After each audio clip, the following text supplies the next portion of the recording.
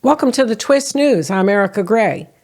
Deutsche Welle, or DW, out of Germany, just came out with a broadcast, and it is titled, "The Biggest Electoral Year in History, Will Democracy Survive 2024?"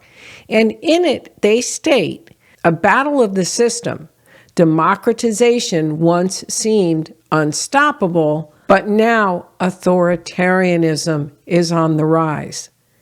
So, according to this video, you would think that authoritarianism is the threat to democracy. Well, today in this broadcast, I'm going to show you what a liberal who takes a stand against authoritarianism had to say, which is also a threat to democracy. So I want to show you that there's no one side here that would be considered not guilty. So we're going to take a peek at what Guy Verhofstadt is a leading liberal in the European Union, former Prime Minister of Belgium. He was the president of the ALDE party. Now he's with Renew Europe, but he is a major player in EU affairs. And on this channel, we tend to keep an eye on him because if you want to know what the liberal viewpoint is in a package, you go to Mr. Verhofstadt, and that gives you a lot of what you would need to know as far as the left and what they're thinking. Let's take a peek at what Mr. Verhofstadt had to say, because this is pretty hair-raising stuff. And it had to do with Tucker Carlson. Now, Tucker Carlson went to Russia. It was reported that he would be interviewing Vladimir Putin. So he goes to Russia, and this is what Guy Verhofstadt posted on his Twitter account. Tucker Carlson is surely on the path to being labeled a propagandist for the Russian regime. If he enables disinformation for Putin, the EU should explore a travel ban. He's doing exactly what the US does, which is any kind of reporting that comes out of Russia is just given a blanket label of propaganda. It's all propaganda. But oh no, the West is not guilty of propaganda now, is it? With all of their catchphrases and all of their nonsense, no propaganda on the part of the West. What would we be thinking?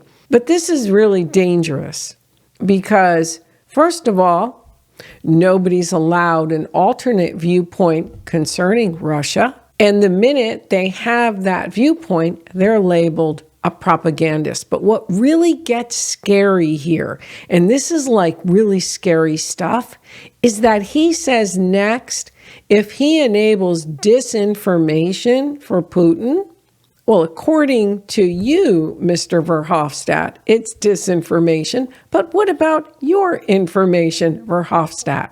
Who says that your information is the correct information, that your brand of democracy is the brand of, is the brand of democracy that is perfect? Anyway, if he enables disinformation for Putin, the EU should explore a travel ban, meaning that Carlson will not be allowed in Europe.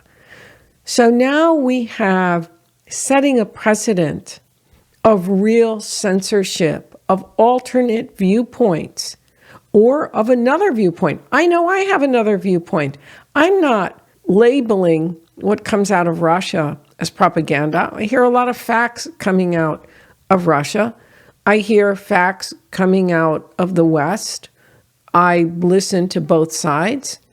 And what I hear within both sets of facts is a viewpoint based on their experiences and their experiences or their worldview, especially on the side of the West, because you'll get experts who speak from their worldview. Anyway, the EU should explore a travel ban. So let's go a little bit further with this. And it's going to sound like I'm coming out on the side of authoritarian, what they would label authoritarian, but I'm looking at the idea here.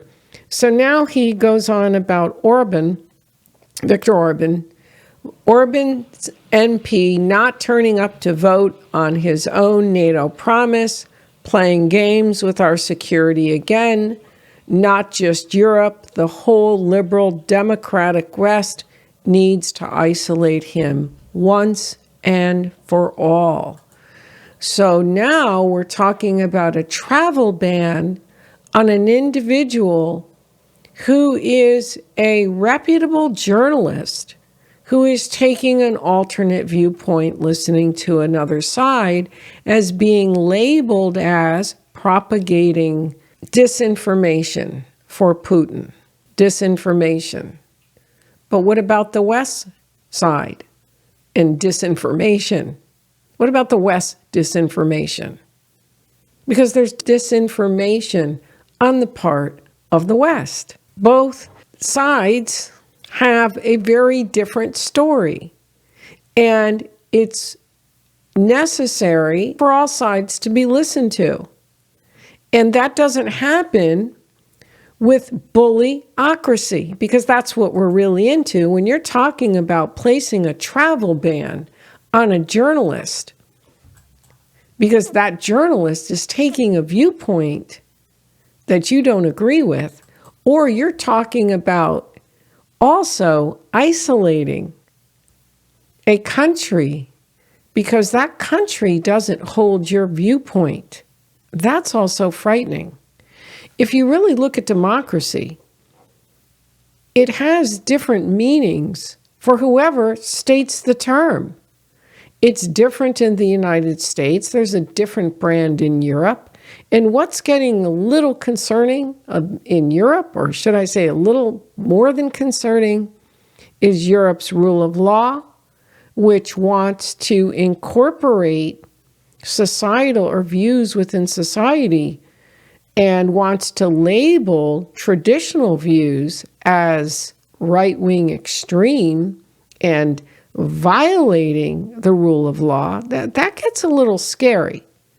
And what gets even scarier is that we're in an era of empires. And I'm going to be talking about this a lot. And I've talked about this on this channel. And the empires are starting to look inward and do what's best for them. And we're seeing protectionist in trade, and we're seeing things happening that weren't happening previously in a more globalized world. The world is less globalized. It's more regionalized. It's more of poles, multipolar empires. And then we see the empires pairing up against the others.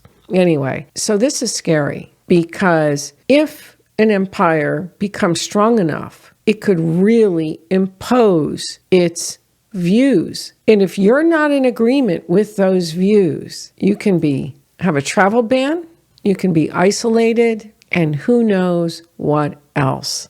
And we'll be talking about that in a future broadcast. So I wanted to highlight this here. This is concerning when you talk about a travel ban, when you start to label the world as so black and white. And I understand in certain situations it is within certain countries. This is some scary stuff, and we need to be concerned, because eventually this is going to come to the citizen, and you're going to have to toe the line, or you may find yourself on the other end that you might not be happy with. Hope you found this informative. If you don't subscribe, please hit the subscribe button and stay tuned for more.